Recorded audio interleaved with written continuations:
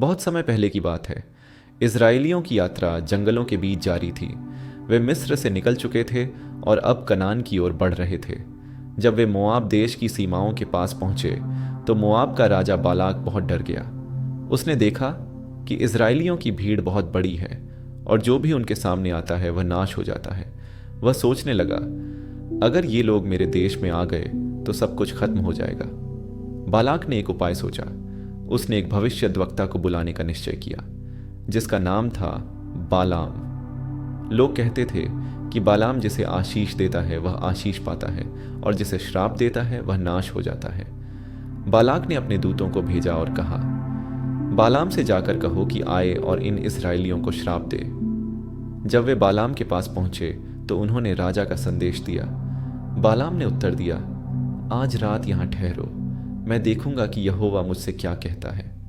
रात में परमेश्वर बालाम के पास आए और बोले, इन लोगों के साथ मत जाना और न ही इस्राएलियों को श्राप देना, क्योंकि वे आशीष पाए हुए लोग हैं। सुबह बालाम ने राजा के दूतों से कहा, मैं तुम्हारे साथ नहीं जा सकता, क्योंकि यहोवा ने मुझे मना किया है।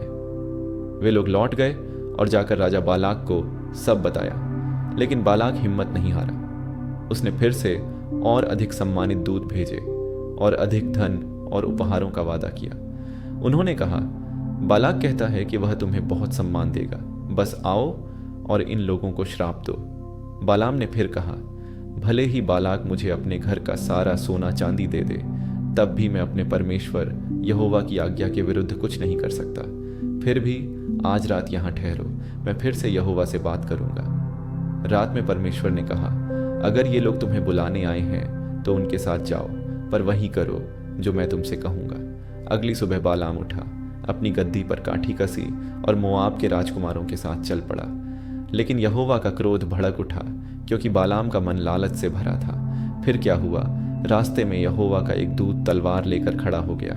बालाम को तो कुछ दिखाई नहीं दिया, पर उसकी गद्दी ने उस दूत को देख लिया। पहली बार गद्दी रास्ते से हटकर खेत में चली गई। बालाम ने गुस्से में उसे डंडे से मारा। दूसरी बार दूत एक संकरे रास्ते में खड़ा हुआ जहां एक और दीवार थी। गद्दी बचने के लिए दीवार की ओर झुक गई, जिससे बालाम का पैर दब गया। बालाम और भी क्रोधित हुआ और फिर गद्दी को मारा। तीसरी बार दूत बहुत संकरी जगह पर खड़ा हुआ जहां से निकलने की कोई राह नहीं थी। गद्दी डर के मारे वहीं बैठ गई। अब बालाम आग बबूला हो गया और उसने फिर से उसे मारा। तब यहोवा ने गद्दी का मुंह खोल दिया। गद्दी ने मनुष्य की तरह कहा, मैं तेरा क्या बिगाड़ करती हूं जो तू मुझे बार बार मार रहा है। बालाम ने उत्तर दिया, क्योंकि तूने मुझे तंग किया है। अगर मेरे हाथ में तलवार होती तो मैं तुझे मार डालता। गद्दी ने फिर कहा, क्या मैं तेरी वही गद्दी नहीं हूं जिस पर तू बचपन से आज तक चलता आया है? क्या मैंने कभी तेरे साथ ऐसा किया है? बालाम बोला, नहीं। तब यहोवा ने बालाम की आंखें खोल दी और उसने देखा कि यहोवा का दूत तलवार खींचे उसके सामने खड़ा है। बालाम तुरंत झुककर धरती पर गिर पड़ा। दूत ने कहा, तूने अपनी गद्दी को 3 बार मारा, लेकिन वह तेरी जान बचा रही थी। अगर वह न मुड़ती तो मैं तुझे मार डालता और उसे बचा लेता। बालाम ने कांपते हुए कहा, मैंने पाप किया है, मुझे पता नहीं था कि तू मेरे सामने खड़ा है। अगर तुझे यह यात्रा अच्छी नहीं लगती तो मैं लौट जाता हूं। दूत ने कहा, जाओ, पर वही बोलना जो मैं कहूं। बालाम आगे बढ़ा। जब वह राजा बालाक के पास पहुंचा तो बालाक ने कहा, मैंने तुम्हें बुलाया था कि तुम इन लोगों को श्राप दो, और तुम आने में देरी क्यों कर रहे थे? बालाम ने कहा, मैं अपने मन से कुछ नहीं बोल सकता, जो यहोवा मुझे कहेगा वही बोलूंगा। बालाक ने उसे ऊंचे पहाड़ पर ले जाकर इस्राएलियों की छावनी दिखाई और कहा, अब इन्हें श्राप दो। लेकिन जब बालाम ने मुंह खोला तो उसके होंठों से श्राप नहीं बल्कि आशीष निकली। उसने कहा, वे लोग धन्य हैं जिन्हें परमेश्वर ने आशीष दी है।